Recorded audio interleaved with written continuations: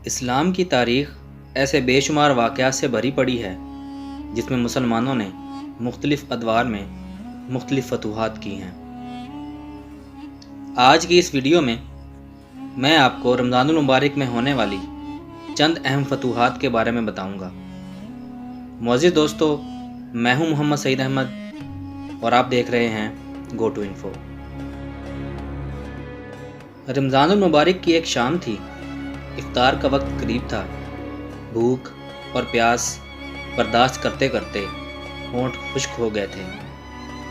سب کی نظریں وہیں ٹکی ہوئی تھیں جہاں سورج غروب ہوتا ہے، لیکن روزہ ختم ہونے کے انتظار میں نہیں بلکہ دشمن کی فوج کے انتظار میں۔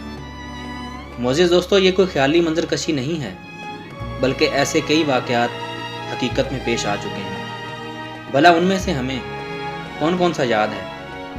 آئیے دیکھتے ہیں آج کی اس ویڈیو میں۔ نمبر 1، اسلام کی پہلی فتح، غزوہ بدر۔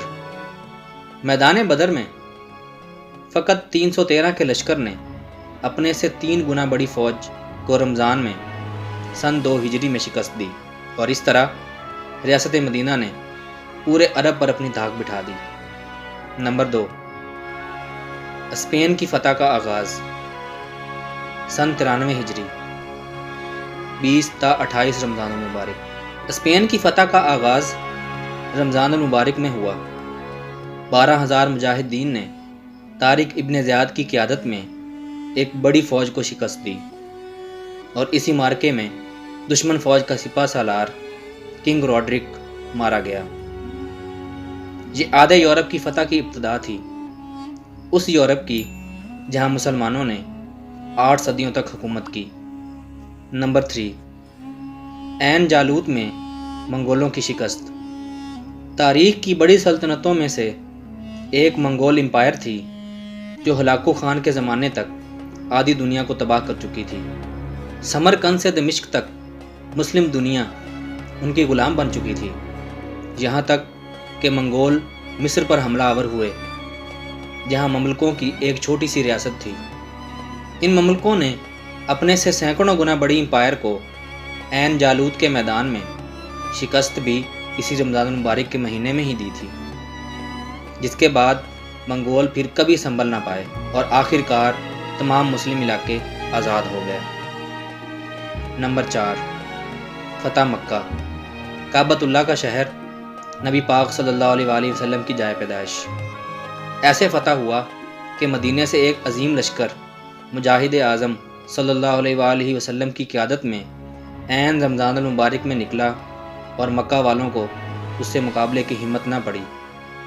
یوں بغیر خون خرابے کے ایسی فتح ملی جس نے اسلام کے لیے پورے عرب کا دروازہ کھول دیا۔